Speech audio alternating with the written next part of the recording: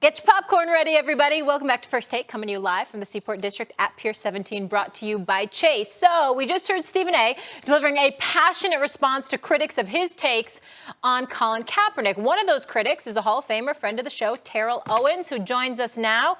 T.O., thanks for being with us this morning. Good morning. Thanks for having me. Morning, morning. All right. What's up? Hall of Famer? Thanks. T.O., tell me this. What was your biggest issue about Stephen A.'s take that prompted you to text him and get on him about it? I think it was more just, how he pretty much attacked Colin, especially being the distinguished analyst, sports commentator that he is. Just the way that he's gone about, really, I think, not really kind of doing his due diligence. And I think Max hit on a couple of things on yesterday where, again, whomever his sources are from the NFL, within the NFL, who gave him information, they gave him some inaccurate information. And I'm talking mainly in reference to the standard waiver that they were trying to get Colin Kaepernick to sign. T.O., before I get into my response, first of all, thanks for being on the show. Absolutely. Secondly, how do you know it was inaccurate? When you say I got inaccurate information, how do you know that that was inaccurate? If I got a waiver, I got a copy of Colin Kaepernick's waiver that he was presented. I got a copy of the waiver that the NFL had from 2011. I got a copy of the waiver that the NFL has in 2019. I have all three in my possession. What information did I have that was inaccurate?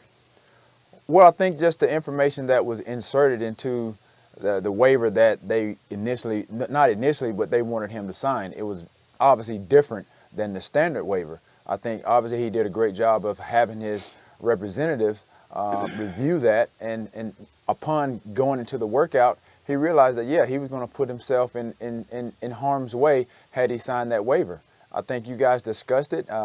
Even Max alluded to it on the show as well. You got wrong information. So if I'm Colin Kaepernick and then, obviously not allowed the adequate time to have his people review those documents, and then they basically tried to dictate when and where and how, for him to do his workout. Then you insert this additional language, which isn't consistent with the standard waiver. Then that's not right.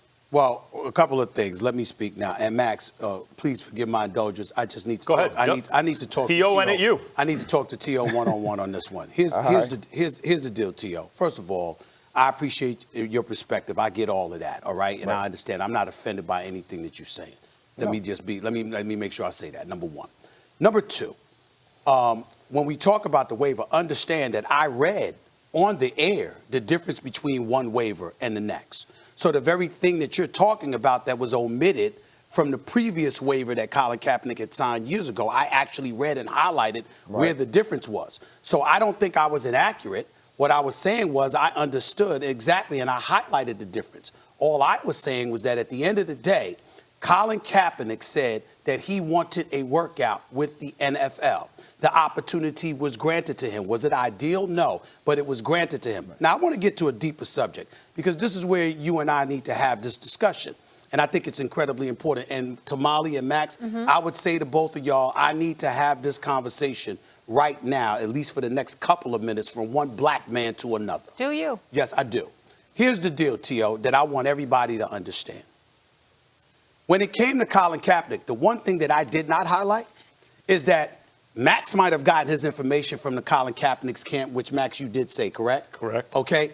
T.O., they had been communicating with me for the last couple of months. I have texts that I will not divulge, and they know who it's from, where they religiously said, we want back in the NFL. We want a workout. Stephen A., can you be one of the people that help us? You know that oppression is something that he's suffering from, that he has been blackballed, and he fought on behalf of us. So behind the scenes, I'm fighting on behalf of Colin Kaepernick to get him a workout because that's what he said he wanted. Not only does he not show up, but he goes to a different location. Not only does he work out going to a different location, acting like it was impromptu, but there were people there with Colin Kaepernick shirts or wearing T-shirts that said, I know my right. But it was in the aftermath of saying all he wanted was a workout with an NFL team so he could get back in the NFL. And at the end of the day, Here's the issue, and I take no issue with UTO, and I take no issue with those who support Colin Kaepernick. You my brother. I got nothing but love for you. You and I go back a long ways. Right. We're good. But this is what I want to say. 2 black men are up here. In your case, you're defending Colin Kaepernick now. In my case, I've defended Colin Kaepernick on numerous occasions throughout the years. I'm talking about the Mike Wilbons, the James Browns, and everybody in between. Black folks all over the country, all in the media. Everybody speaking up on behalf of Colin Kaepernick. But Colin Kaepernick. You the one person that don't have anything to say. You step aside while brothers and sisters who know that you were right to want to address police brutality, who know that you were right to want to address racial oppression, who know that you were right when you say that you didn't deserve to be blackballed and you didn't deserve to have your cause politicized. All of us are fighting on behalf of you, but you are the one that won't speak up for yourself. Do you have a problem with that? Well, I think the thing is, in the black community, like I said, I'm in the streets. I hear what's going on. Yes, you are. Yes, you are. The thing is I think, Stephen A., you have a platform. It's okay to disagree, but it was the way you were going about it. It was almost like you were attacking him. And I think the thing with Colin Kaepernick and the way that things shifted right at the doorstep of this workout is just the transparency. You alluded to the document. As that related, I mean, as I was referring to it with the document, the waiver, again, like I said, when you insert language into something that's not standard, then obviously you have to take time to review those documents. And like I said, they weren't given adequate time to do that. And so to now insert that and then think that he was going to sign it right at the doorfront, then that's not fair. You giving him, if you're going to give him a fair workout, then give him a fair workout. He was allowed no media access. They were trying to dictate who his receivers were. I have to stop you there. I have to stop you there. I am on the air right now listening to a Hall of Famer who I believe has had a multitude of opportunities to highlight unfairness that has been exacted from him. Did that stop you from accepting the challenge, knowing that you were walking into situations that were flagrantly unfair, that you were operating behind the 8 ball, at a disadvantage, courtesy of a system and an entity that obviously had a lot of power and influence to compromise whatever your aspirations were? You do it, I do it. There are people that sit up there. You ain't the only one that accused me of attacking him. I would ask you to recall what I said. What I said is that I have been supporting this man.